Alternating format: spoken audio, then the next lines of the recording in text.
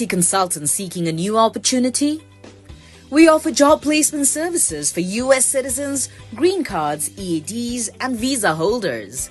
We also sponsor various work visas like H-1B, E3, TN, and green cards. 20 plus years of experience in the industry. Exceptional employee benefits. Highly rated by our employees. Global presence with 200 plus recruiters and direct clients. Connect with us. Call us on the number 732-707-9151 or mail us at rajni@higheritpeople.com or visit our website www.higheritpeople.com.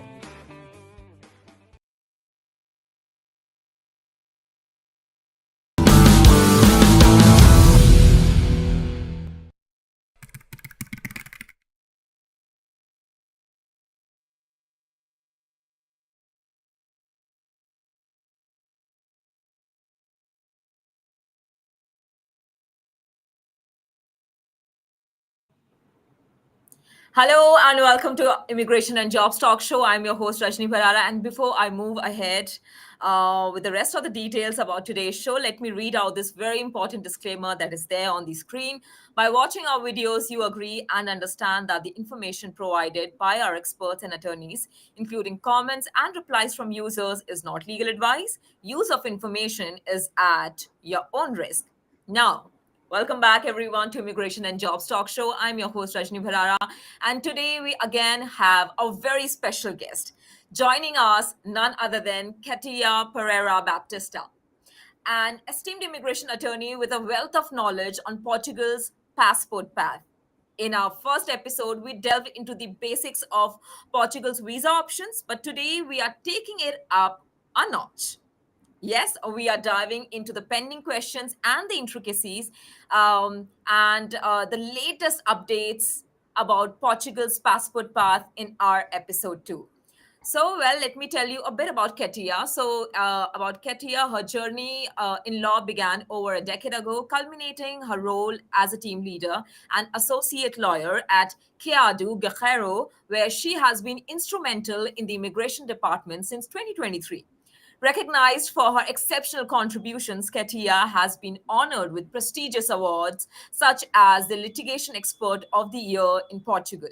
So, grab a seat, get ready to explore the depths of Portugal's passport path, and let's uncover the secrets together.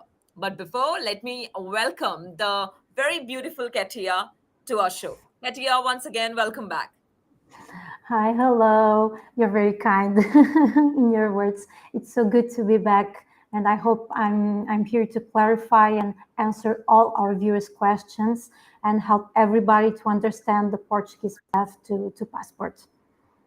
Of course. So, as guys, we are today we'll be talking about what's the secret to Portugal's passport path. Experts inside on golden nomad HQA and work visas, and this is an episode 2. So make sure that you are live on YouTube, LinkedIn, Twitter, Instagram, and our handle is Immigration Talk Show. And also don't forget to subscribe to us. If you have any question related to this particular topic, anything that you would like to know from Cátia, make sure to drop your comment, post it, and we'll be glad to take it. And we'll be glad to ask the question from Cátia, and I'm sure she's going to be very happy answering the question. Now, without any further ado, Cátia, let me quickly, in the last episode, we talked about golden visa. We talked about, how one can get to Portugal and how can one get Portugal's passport, basically. So in this episode, let me quickly talk about the pending questions. So the first pending topic and question was about the HQA, which is highly qualified activity visa. Yes, which is also here on screen, HQA. So if you can please talk about what are the key differences between the HQA visa and other work visas in Portugal, and are there any specific job industries or job roles that are more likely to be approved under this particular visa category? Of course. So to start, just a brief resume of our last episode. We went through some of the visas for the Portugal path, and as you said, we went through Golden Visa, which is one of the visas that gives the most freedom to the ones to want to come to Portugal, but don't want necessarily to live in Portugal.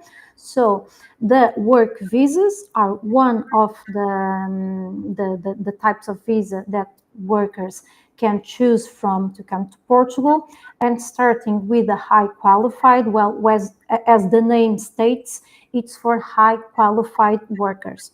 So in a nutshell, is for professional activities that are specialized and skilled, like engineers, lawyers, professors. And what is needed for this type of visa is a level 6 education, which is at least a bachelor or equivalent level. So if the workers, let's say, don't have a bachelor degree or a similar one, they still can apply if they have a higher technical profession or a professional course, as long as they have 5 years of experience in the field. Okay, so minimum of level 6 or level 5 and under if the skills are proved by at least 5 years of professional experience. Of course, the big difference between the high qualified and a normal, let's say, work visa is in both cases, the applicants need to have an employment contract or a promissory employment contract. So they ask for the visa in their own country, in the Portuguese consulate.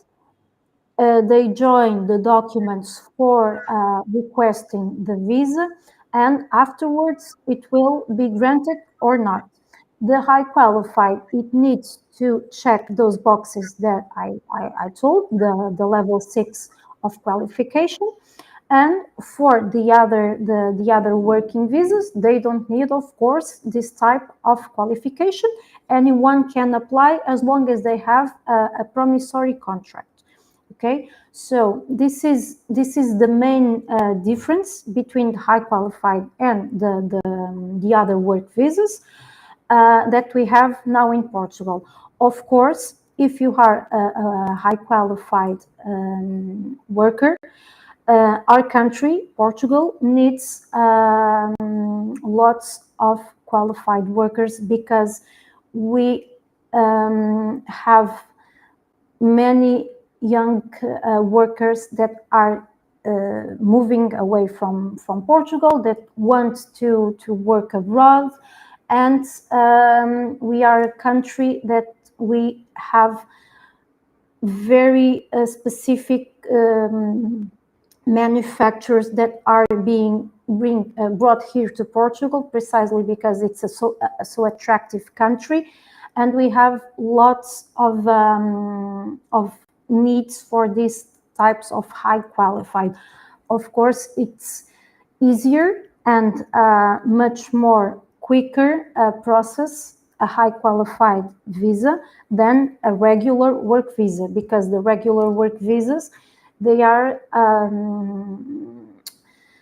the government tries to check if the contract is real, if it's solid, if the person is going to stay in Portugal for at least 1 year. Okay, so the contract of employment contract needs to be at least 1 year.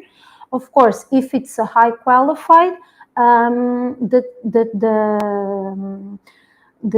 checks that the government is going to put on the applicant's visa, it's very different, and of course it's a faster track to the Portuguese visa.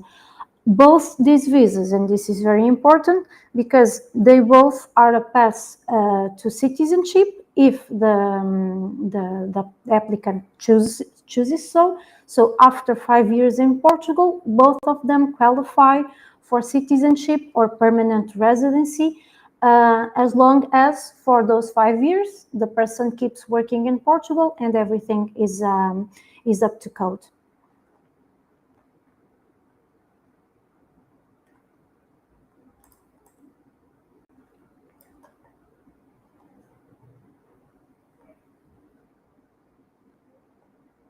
I think I covered all the work visa categories and applications.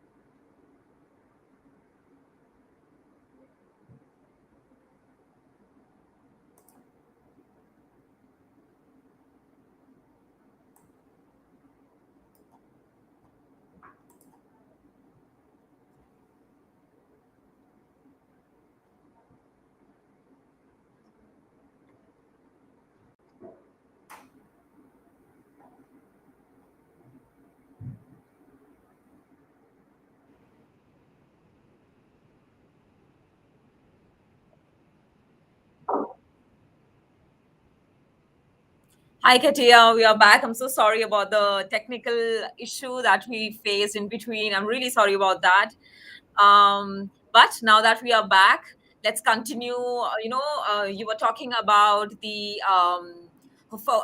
answered the very first question. So now, swiftly, let's move to our second question. And then maybe I can have a follow up to that. And I would like to tell you that we already have a lot of people joined us. Angelina is here, Riha is here, and a lot of questions. Lengthy questions, I would say. So we are definitely going to get into those questions. But before I take up those questions, let's talk about, how does Portuguese government ensure that foreign workers are integrated into the local community? Because I'm sure foreign workers, firstly, let me ask you as an immigration attorney, do they find it difficult moving into or integrating into local community? So I don't think it's very difficult, because we have two types of immigrants, and of course are the ones that come to Portugal with a visa, which are the ones we are covering.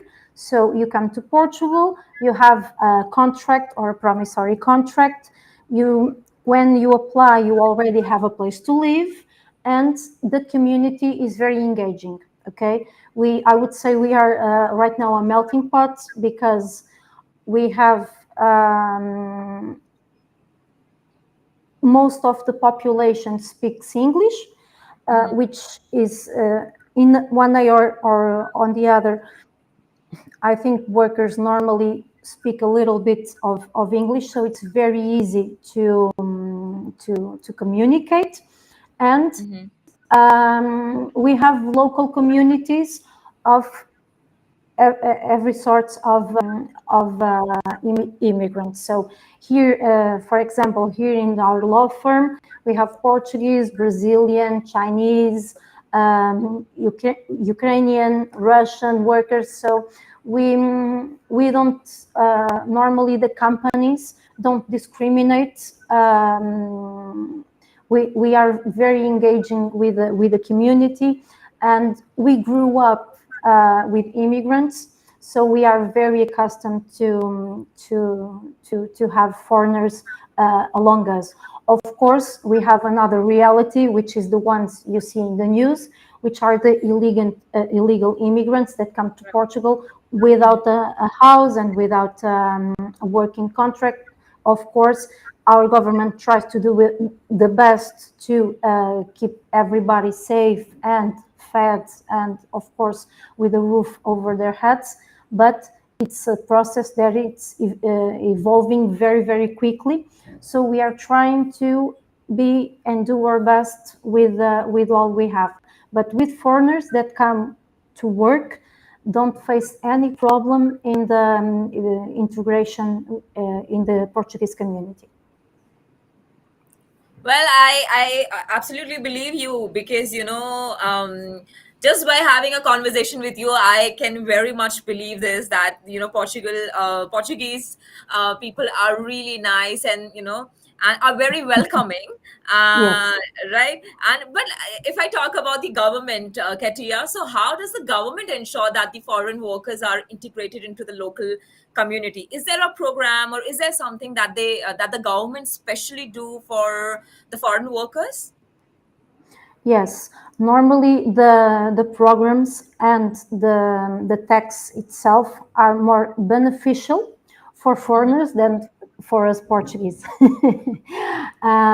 because we are trying to attract all the high workers that we can. Okay, so there are some programs. Of course, I think we are going through one of them in this. In this session, which is the NHR program. It's dedicated exclusively to foreigner workers, and that is the most important program because it gives the foreigners the possibility of working in Portugal and the taxes being minimized, which is the most important thing when you talk about moving to a country, to a foreign country. Okay. All right. So before I take up my next question, so we have one viewer here who has posted a question. So I would like to take his question actually. So his name is Rakesh, and he says hi. And what he wants to know is what are the requirements for Portugal's passport? So if you can please give him an answer, Katia. Yes, you don't have one requirement or requirements for Portuguese passport, but if I would say that you need one requirement, it's to have a valid visa for Portugal. So if you come to Portugal with any visa, working visa, golden visa, student visa, as long as you stay in Portugal for 5 years and maintain the visa for that amount of time, after the 5 years of living in Portugal, you can apply for Portuguese passport. Okay. All So, right. and So the requirements, I'm sorry to interrupt, the requirements are this one, and of course, the other ones, not having a criminal record, I think those are the most important. So make sure you don't have any criminal record, Rakesh. And if you don't, then I think, as Katia said, you're good to go and you can apply for Portugal's passport.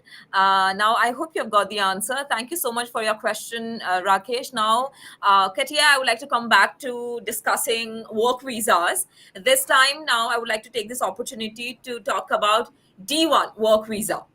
So, if you can talk about what are the requirements and benefits of having a D1 work visa. So D1 work visa, it's the standard work visa.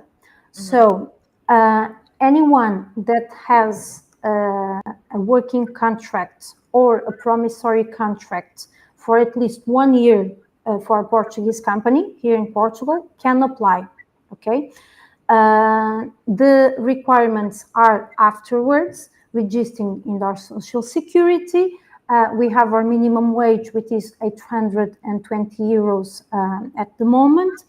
And what the person needs to do, if it has offer a Portuguese from a Portuguese company, is go to the Portuguese consulate of their residence and request an appointment.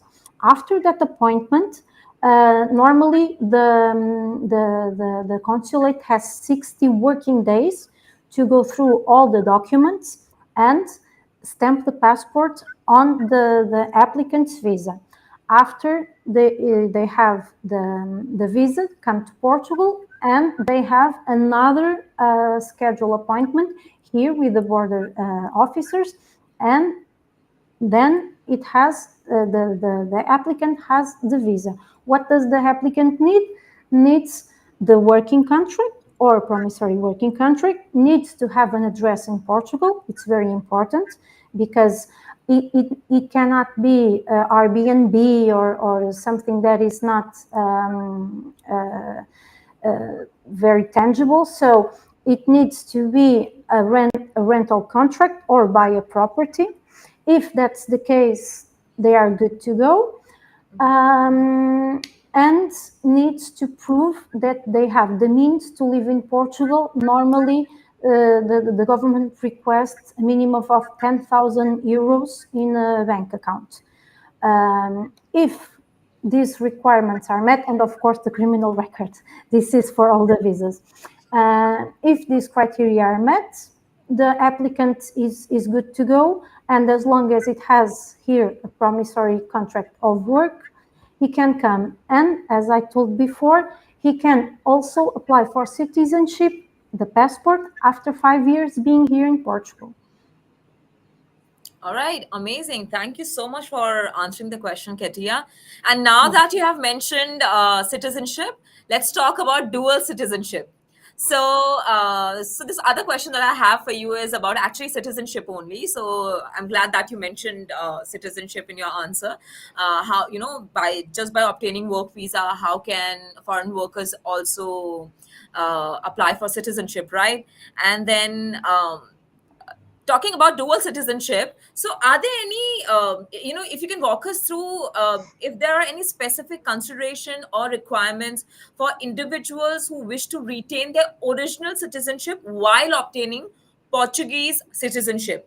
And we'll take the second question later, but if you can answer the first one. Of course. So for the citizenship, you have either to have connections to Portugal. The first one, it's easy. It's being the son of Portuguese citizen, married to a Portuguese citizen, grandson, great grandson is still possible, but it needs more requirements. So these are the normal routes for citizenship, which is having attachments to the country through family. It's possible with the Sephardic community that has connections with Portugal. So this is a little bit more trickier because it takes a little bit of time, but we are seeing very interesting requests for those types of citizenship, the Sephardic Jews. And these are the normal spectrum. So if you have a Portuguese in your family, look it up. Maybe you are eligible for the directly for the Portuguese citizenship and also passport. If not, you can do it through a visa, which is come to Portugal, enter the Portugal the country legally with a visa, stay for 5 years, and after the 5 years, apply for the citizenship. You can retain your citizenship if you want. You can have dual. You can in Portugal. You can have up to 3 citizenships. Okay, so you can keep your original citizenship if your country allows it, because as you know, some countries don't allow you to have dual citizenship.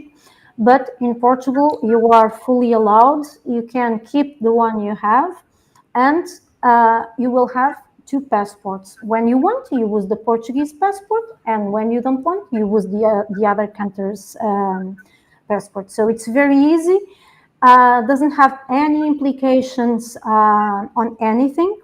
So if you want to be a Portuguese citizen, just apply, keep your original passport, your original roots, and have dual citizenship without any problems, and it's very smooth process. Okay, all right. But then are there any potential implications for tax or residency purposes? Only if you live in Portugal for more than 183 days. If you live for more than 6 months a year in the country, you will become a tax resident and you will need to pay taxes in Portugal.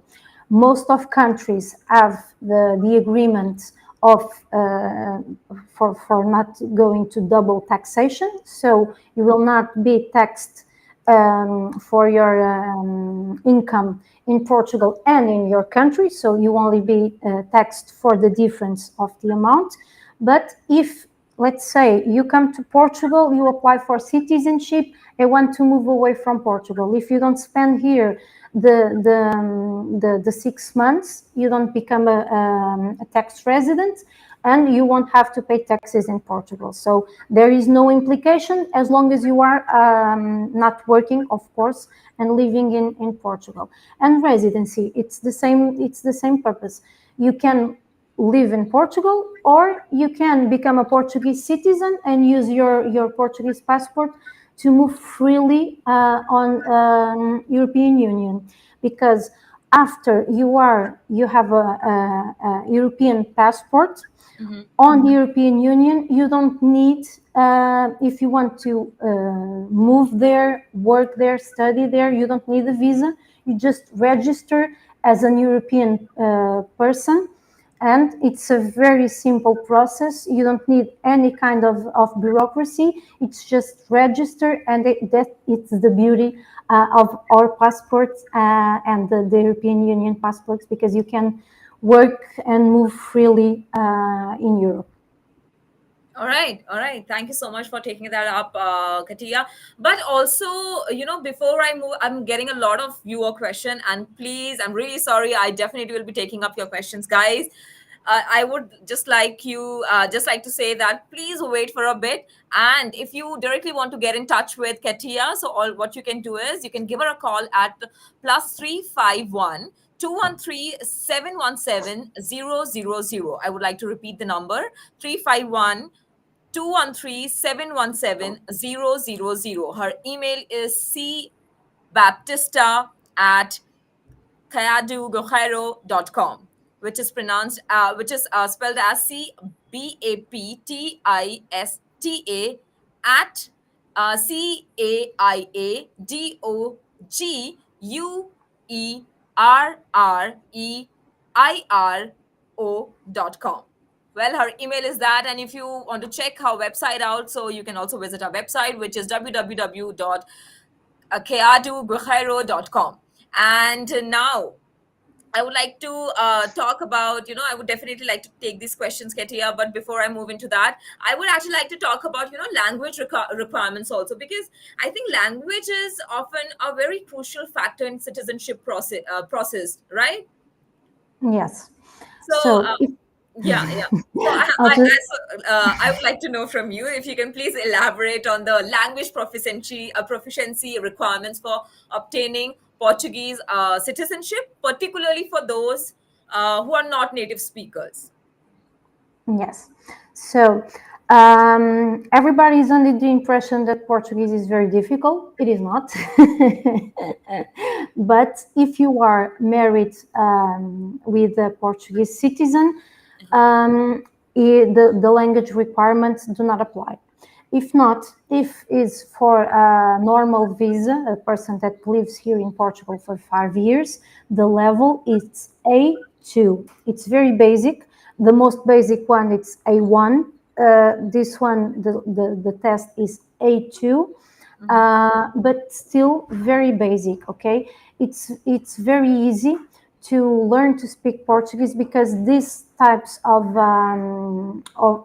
level, it's how are you, how is the weather, so you try to have a conversation, a very basic one, and need to pass the test. So this is the language requirement for the citizenship. We have the possibility of some courses, and there are courses that promise that you can get citizenship just for making them, but please be aware that it needs to be registered community, because if you make the course and it's not registered with Instituto Camões, it won't give you the purposes of the language requirement. Okay, so please, when you go and watch those courses, please make sure they are eligible for citizenship purposes. Okay, if not, if you have been here for 5 years, you should try and learn a little bit day by day, and hopefully after the 5 years you are more than able to make the test, because it's very easy. All right. And Katia, so are there any specific language tests or courses recommended for this particular purpose? Yes, that was I was explaining. We have tests that can be made, okay, and courses available online. So you don't need to go to a presence class. But just make sure when people choose these courses, because there are courses that states they are eligible for purposes of citizenship and they are not. So just make sure this is a course that is approved by Instituto Camões. If that is good, and you can take it. There are very few courses that can be eligible for this purpose, so it's just a matter of asking us, and we will help with everything. Okay, okay. And as you already know, in our last episode, I mean, which was actually our first episode, I was struggling a lot. Just I was trying to take your firm's name, and I was struggling so much. Taking your firm's name. So those two words only were so difficult for me. So you already know that I am not even 1% good at Portuguese, right? So if you so let's say I want to learn Portuguese. So in how many days would you say let's not say fluent, but in how many days will I be like at least I can learn basics of Portuguese? Well, it really depends on the roots that you have, because some languages are more close to Portuguese than other ones. To be fluent, or at least close to it, I would say like 50 hours of class. For basics, 10-20 classes should be enough. Oh, 10-20 classes should be enough. All right. So you would say then For within the a month basics. I'll be able. Then okay. Yeah, because the first time you struggled, but today you said it right. So see, Right, absolutely. Thank you for mentioning that. Thank you, Katia. So is it like similar to Spanish language, or I mean, just like how Hindi is actually similar to Urdu? So in India we speak Hindi, and which is similar to Urdu language. So is it Portuguese also similar to a bit similar to Spanish? Would you say? Spanish. Yes, yes. The language is very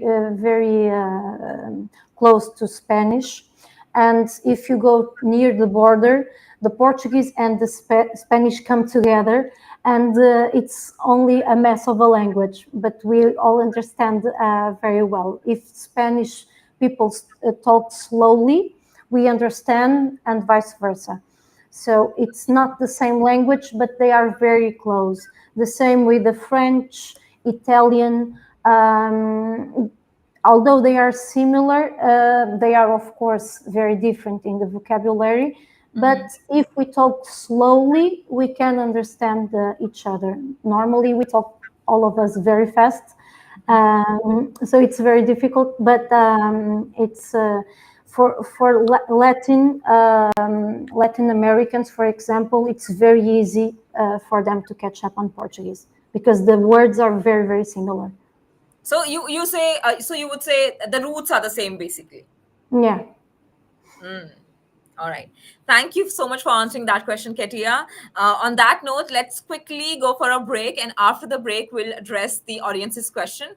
So, guys, we are talking about what's the secret to Portugal's passport path on Immigration and Jobs Talk Show. I have with me a very lovely immigration attorney, Cátia Pereira Baptista. And I'm your host, Rajni Parara, and you're watching us live, like I said, on Immigration and Jobs Talk Show. We are going for a short break.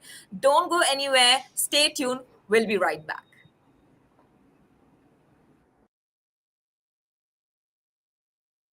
Consultant seeking a new opportunity? We offer job placement services for US citizens, green cards, EADs, and visa holders. We also sponsor various work visas like H1B, E3, TN, and green cards. 20 plus years of experience in the industry. Exceptional employee benefits. Highly rated by our employees. Global presence with 200 plus recruiters and direct clients. Connect with us. Call us on the number 732-707-9151 or mail us at rajni@higheritpeople.com or visit our website www.higheritpeople.com.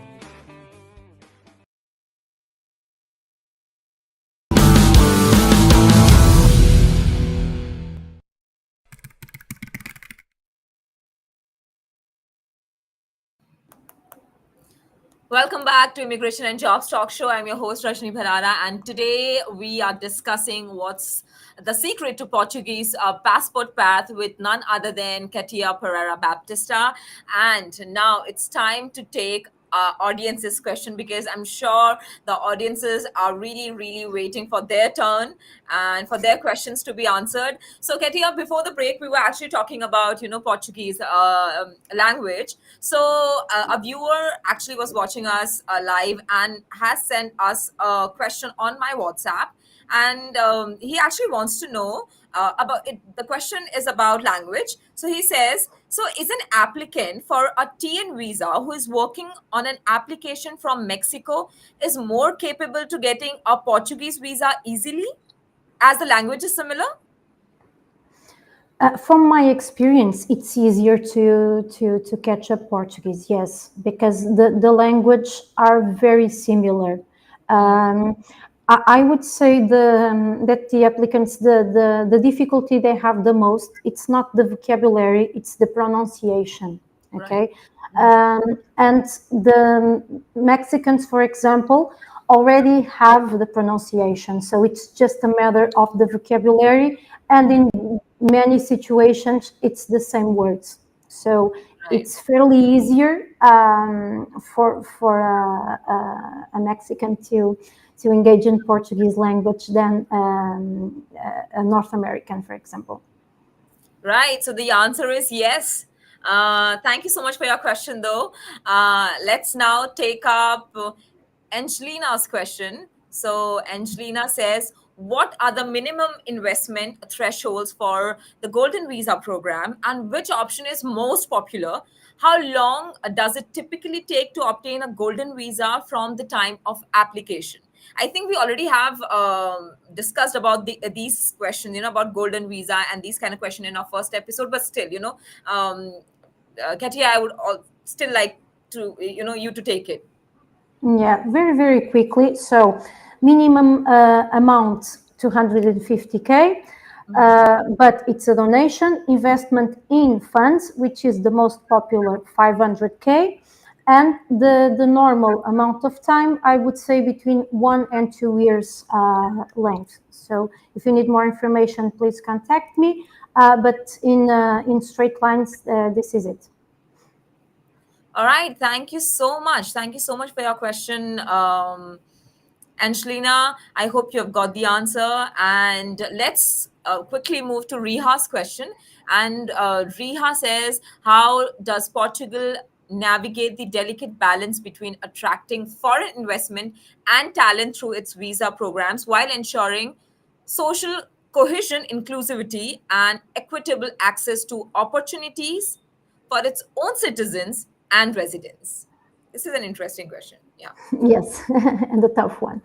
But although we are a very small country, we offer a very wide length of opportunities. And as I said in the beginning, we are expanding in lots of markets, IT being one of them. And lots of companies are actually moving to Portugal. And although they don't have all the workers in the factory or in the office, they have lots of remote workers, but they are basing their firms here. So, of course, we still have unemployment like all the countries do, but the opportunities, if you know where to look for them, are still very, very eligible. And I think all of us that really want to make a difference have opportunity to do so here in Portugal, because you can come to Portugal and you don't need to work for a Portuguese company. You can come as a remote worker, for example, and still be eligible for the passport, the citizenship, everything that you want. So you don't need to actually work for a Portuguese company. And the opportunities are here, and the government does everything it can to ensure that Portuguese people and also the foreigners that want to come to Portugal and invest in the country have the same opportunities to work and do as they want. Okay. All right. So, Riha, I hope you have got the answer to your question. Thank you so much for your question. And please let us know where you're watching this live session from. And I hope you're enjoying the session. And now let's quickly move to Siddharth's question. Siddharth actually has three questions, or they are the follow up of the same one. I'm not sure. Let's quickly read them. So Siddharth says, what are the specific requirements and documentation needed to demonstrate highly qualified activity for the HQA visa? And how can I ensure that I meet the necessary standards to secure approval, given the strict criteria and competitive nature of this visa program? Also, how do I, as a highly skilled professional, balance the benefits of relocating to Portugal through the HQA visa program with the potential challenges of adapting to a new culture, language, and work environment, while also considering the impact on my personal and family life? Well, let me just say that Let's get it's one by one. yeah, it's very difficult to go through all the documentation for a visa in this kind of conversation, which is what we are having. But in the nutshell, what you need is first to have the qualification level that I mentioned, which is level 6, the bachelor or higher. If do not meet the level 6, needs to have a higher technical professional course and 5 years of experience, and the most important of it, a employment contract or a promissory employment contract. The documents are the ones that you need for all the visas: passport, birth certificate, criminal record, and a couple of more that are more specific. All these documents are going to be delivered in the Portuguese consulate. So how do you ensure that you are having you have all the meeting all the criteria? First, Right. talk to a lawyer, which is more specific. We can always give you the list of documents and everything you need to do. The lawyer secures the appointment for you, makes sure you have all the documents, and when you go to the consulate, if anything is missing, they will let you know. So the only way for you to apply to the visa is to have everything settled. And for having everything settled, we are here to help you all the way. Of course, when you apply for this type of visa, you will need to try and balance, of course, your personal and work life and language. Like I said, normally, if you speak English, everyone here in Portugal speak English, especially the high qualified workers. So the language, I would say, it won't be a barrier if you speak a little bit of English or Spanish or French. So it's fairly easy to obtain this type of visa as long as the criteria are met. Right. And Siddharth, if you want to get in touch with an immigration attorney, so you can already get in touch with Katia.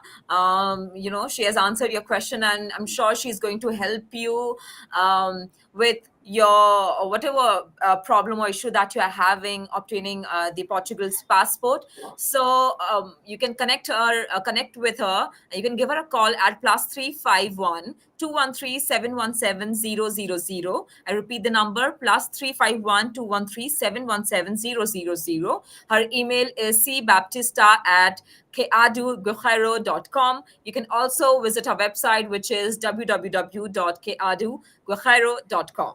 And yes, you can get in touch with Katia herself. And now let's quickly move to Ronak's question. So Ronak is here, and Ronak says, what are the investment options available for the Golden Visa program in Portugal? People are really interested in knowing about Golden Visa, right? So he says, maybe we should do a one just focused on Golden Visa. right, maybe we can, good suggestion. We can maybe have a completely new episode, another episode that we'll be bringing you, and we can discuss everything related to Golden Visa in detail, right? So, the second part of his question says, how has the Golden Visa program evolved over the years, and what are the current trends? Well, very quickly, because we already discussed the Golden Visa, but options available are investment options or a donation, which is considered an investment but has no return. So like I said, 250 euros investing in Portuguese culture, no return, creating 10 jobs, investing 500K in a company that has at least 5 jobs, and 500K in a venture capital fund, which is the most popular. I could go here for an hour going through the Golden Visa program, how it evolved over the years, but very quickly I would just say the thing that changed was the direct investment in real estate.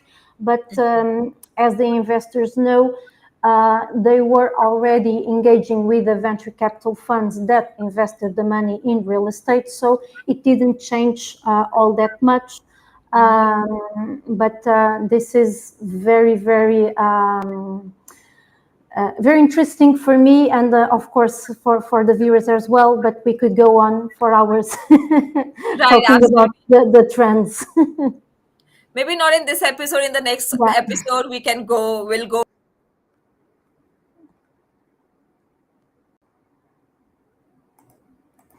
Yeah, we seem to have lost Rajni again. She has some technical issues.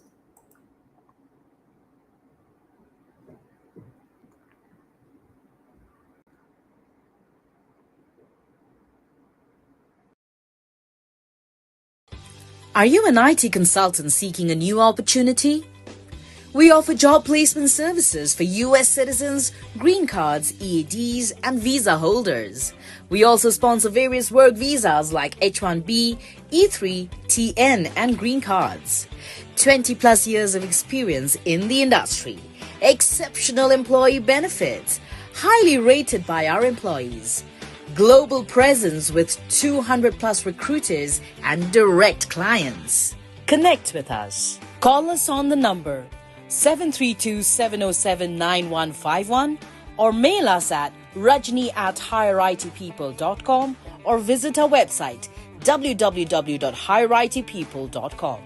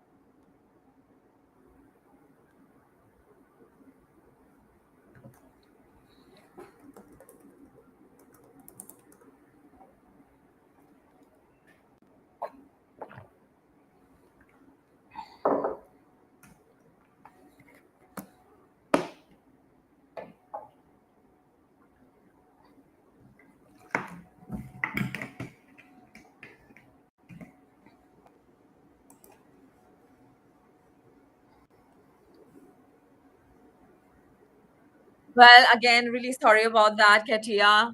I No hope problem. a lot of technical problem happening today. Maybe the you know the internet and everything. It is all still getting still getting over the weekend. It's been a long Yes. weekend, right? So I think the internet here is also getting over it. So thank you so much, but let's quickly take next question. So the next question that we have actually is from Jadav, and Jadav is again wanting to know about Golden Visa program. So Jadav says, what are the potential risk and pitfalls of Golden Visa program that I should be aware of, and how can I mitigate them to ensure a smooth and successful application process? And the second part of Jadav says, if you can please have the second part on screen.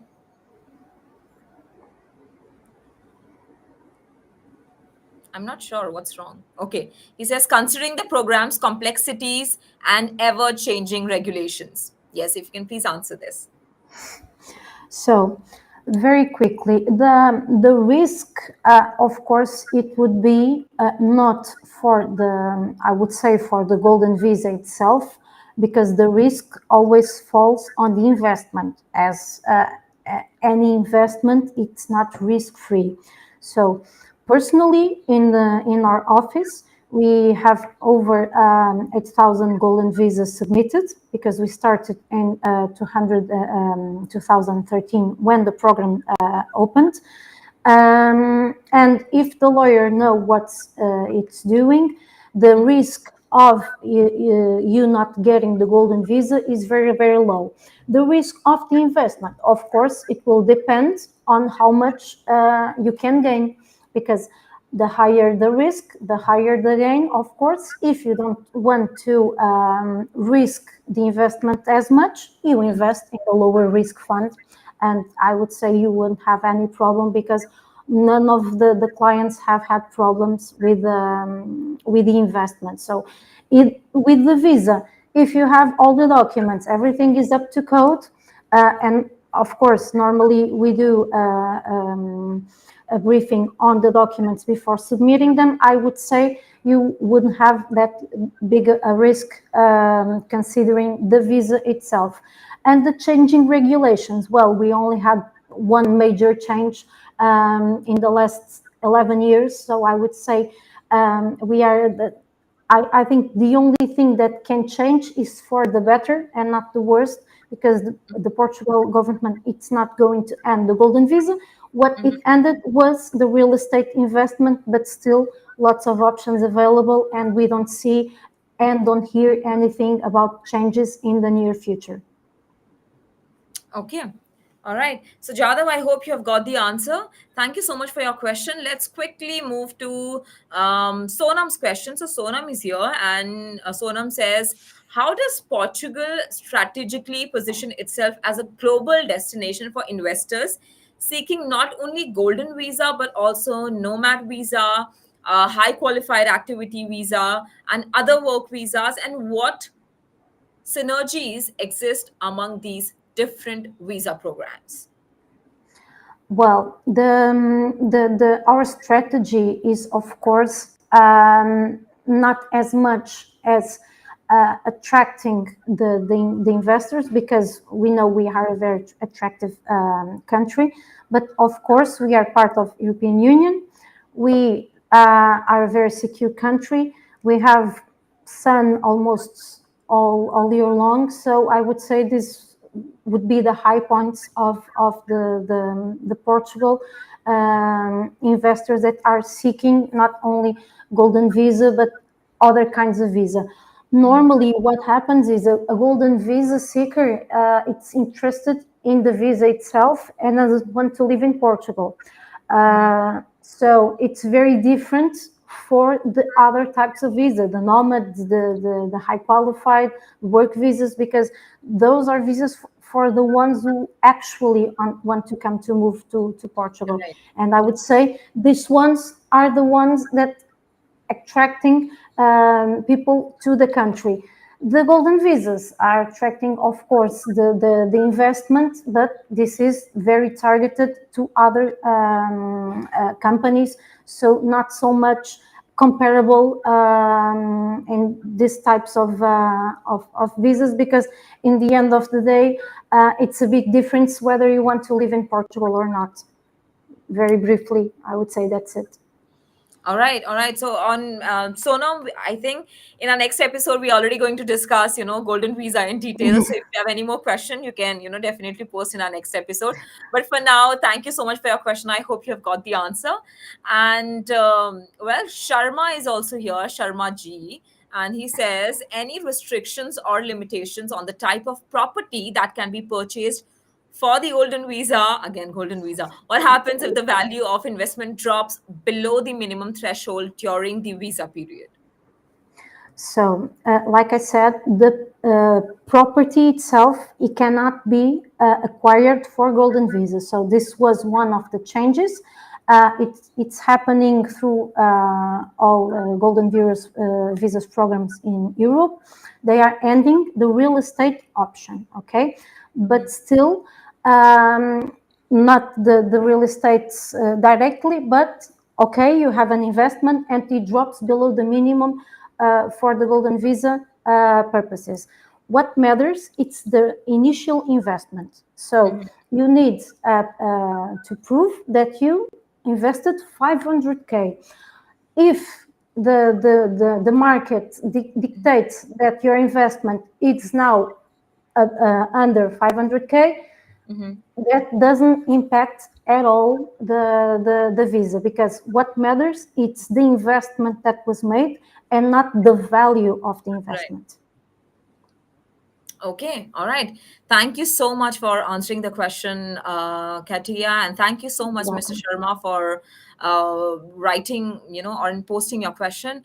And I think that's it for today. I think that will do for today. And Katia, it's an hour now, and thank you so much for an amazing episode, an amazing show. And I'm really sorry about the technical glitch and problem from my side, but it was a really insightful episode on Portugal's passport path.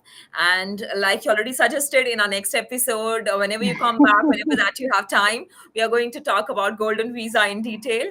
But for now, for this episode, thank you so much. You're very welcome. It was a pleasure. And I will come back for sure, as long as you want to have me. And this is very, very insightful. And I hope everybody got to know a little bit more about the Portuguese program, and hope to see you soon. Of course, hope to see you soon. Thank you so much. And guys, if you directly want to get in touch with Katia, so her details are here on screen. You can give her a call at +351 213 717 000. I repeat the number, +351 213 717 000. Her email is cbaptista@queaduguerrero.com. You can visit her website, which is www.queaduguerrero.com. And if you're looking for a project placement, you can or visa sponsorship, you can reach out to me on my number, which is +1. Well, yes, +1 732 707 9151. And my email is rajni@higheritpeople.com. And you can also visit our website, www.higheritpeople.com. Remember, we sponsor H-1B visas and other work visas based on job availability and regulations. And that's a wrap for today's episode, everyone. With that, we have again come to an end of another informative episode of our immigration and jobs talk show. But thank you so much again, Katia. It was an amazing episode, and hope to see you soon, like you said. And thank you so much, viewers, for tuning in and for posting all your questions. It was a great episode. Well, because of Katia, and of course because of you, because you tuned in and you posted your question. So thank you so much for that. And be sure to follow us for the next episode, which is going to be tomorrow at 12 and also at 2 p.m. EDT. One is going to be with none other than immigration attorney Prashanti Reddy, and the other one is going to be with immigration attorney Uma Mantrawadi. So don't forget to tune in to Immigration and Jobs Talk Show for those webinars. And for now, I would have to say that keep exploring, keep learning, and most importantly, don't forget to subscribe to Immigration and Jobs Talk Show. I am Rajni Bharara. Thank you all. I'll see you all next time. Bye for now.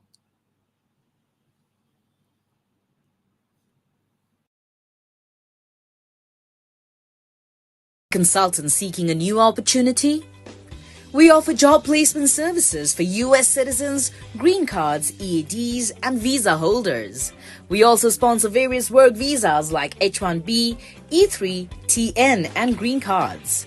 20 plus years of experience in the industry. Exceptional employee benefits. Highly rated by our employees. Global presence with 200 plus recruiters and direct clients. Connect with us. Call us on the number 732-707-9151 or mail us at rajni@higheritpeople.com or visit our website www.higheritpeople.com.